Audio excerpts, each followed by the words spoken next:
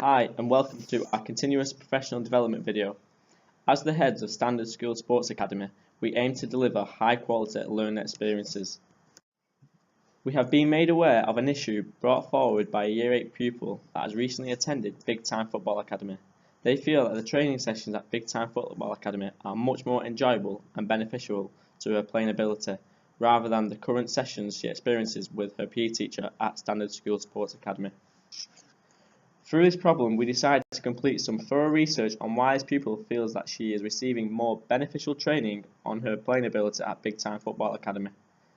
In our research, we have found that Big Time Football Academy uses the ecological approach, whereas our Standard School Sports Academy uses the information processing approach. In the next couple of slides, we'll evaluate the IPA approach, discussing the open and closed loop control systems, schema theory, closed loop theory of learning, and part practice. The information processing approach involves developing a motor program through learning desired movements. This motor program is then stored in the central nervous system for available access for future use. The information processing approach has been described by other theorists through the computer metaphor analogy, in which they discuss the way in which a computer processes information through different stages to get a desired system outcome, and how the information processing approach goes through a similar process. These numerous mental operations that occur to achieve a goal can be shown through the open and closed loop control system. This open and closed loop process is shown in the diagram. The half highlighted in blue shows closed loop control and how the performer uses sensory feedback in the form of proprioceptive feedback and exteroceptive feedback and compares it against the desired state. This desired state represents the feedback the person should obtain if the movement is carried out sufficiently. If there is a difference, then an error will occur and the information will be sent back to the executive so the effector can perform the desired action. The open loop control highlighted in red follows the same process but without the dependency of sensory feedback. Instead, relies on the use of motor program which plan the movement in advance. In our research, we found that the main two theories of motor learning according to the IPA are the closed loop theory of learning and the schema theory. The closed loop theory proposed by Adams showed that learning occurs when movement is regulated through a comparison between current sensory information, such as proprioceptive and exteroceptive feedback, and information generated as a consequence of successful movement stored as a perceptual trace. If there is a difference between the sensory feedback and the perceptual trace, the movement is adjusted to correct the error. Knowledge of results is an important aspect of Adams' theory, as it helps novice performers to develop a perceptual trace. Adams' theory also poses that every action requires an individual motor program. The schema theory, proposed by Smith, states that movements are made through a generalized motor program, and that specific parameters are added for specific movements. When a generalized motor program is selected and a movement is made, four types of information are available: initial conditions, parameters assigned to the generalized motor program, movement outcome, and sensory consequences. This information is used to form the recall schema and recognition schema. The recall schema is responsible for how we produce a movement, and a recognition schema is responsible for movement evaluation. Learning occurs through developing these two schemas by exploring programming rules and learning the ways in which certain classes of movement are related to form relationships between how the muscles are activated, what the muscles do, and how it feels. These relationships are created through variable practice, as Smith found considerable evidence that variable practice is a positive factor in motor learning, and that it is essential for producing robust schema that can generate accurate movement in a variety of performance conditions. Through learning, the performer will understand which parameters will achieve their desired goal and how the movement feels when being performed.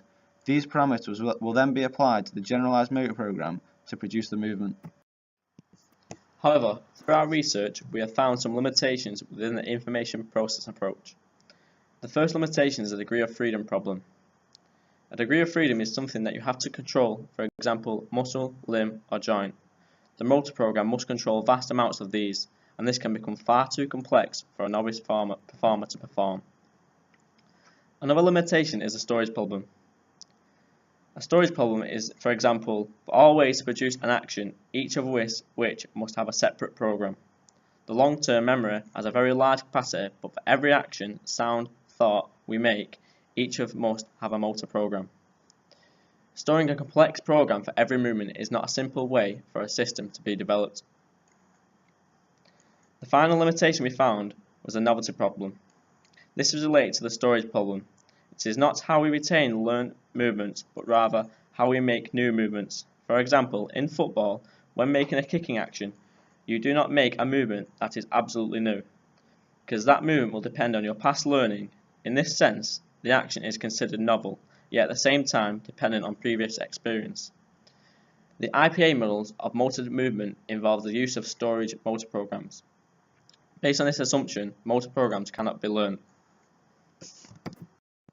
Part task training involves practicing some subset of the task components as a precursor to the practice or performance of the whole task.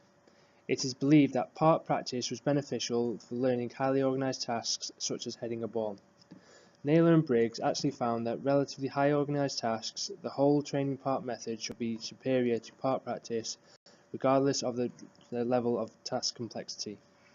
The problem, this is the idea of practicing part of the skill in isolation may change the motor programming of this part, so all practical purposes is no longer the same in the context of the total skill. In this video, we're focusing on the information processing approach. This type of practice shows how the student is learning in a closed environment using drill-based tasks. It then goes on to show how the coach breaks down the skill through part practice.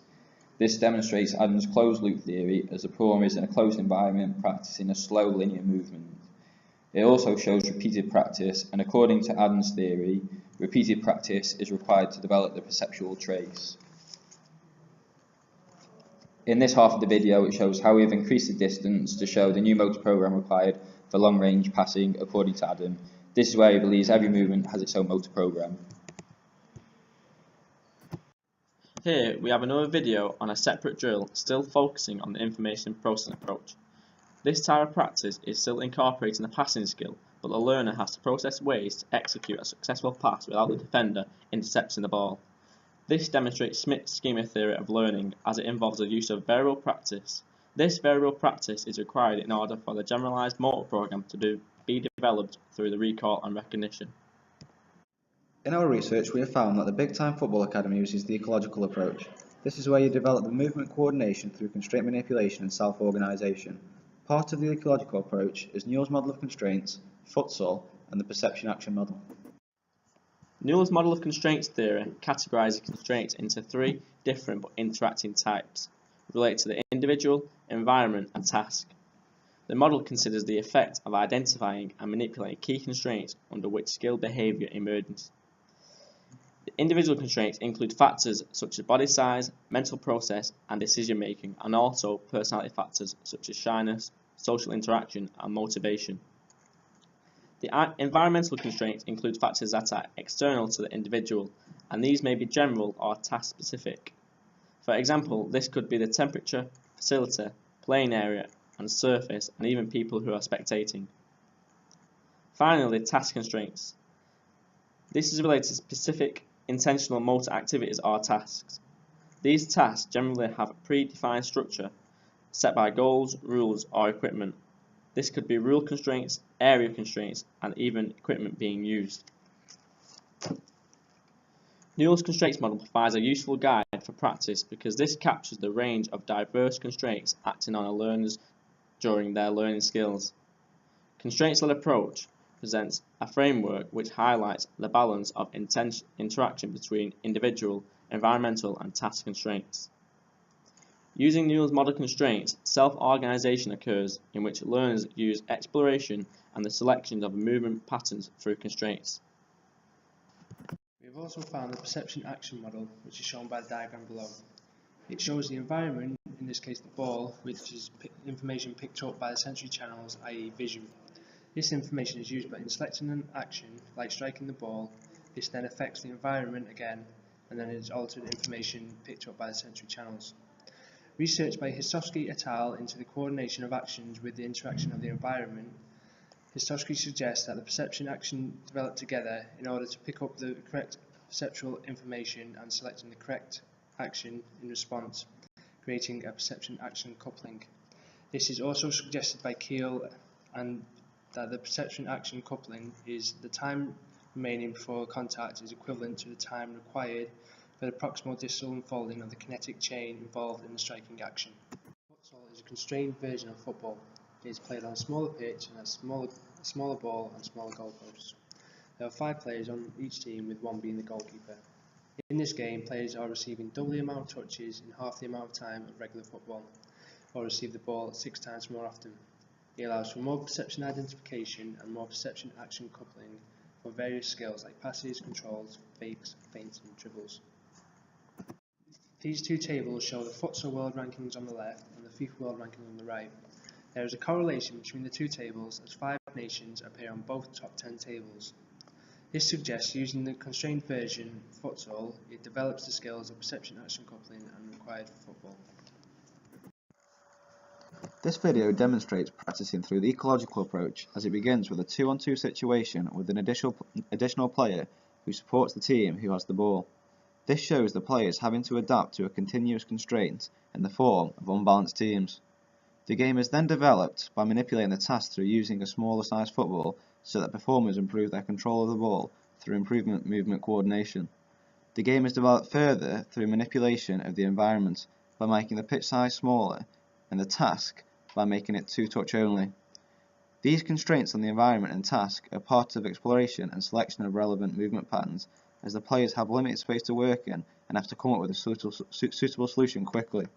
This demonstrates Newell's model of constraints as there is a manipulation of task and environment to develop the player's control of the ball and therefore their movement coordination.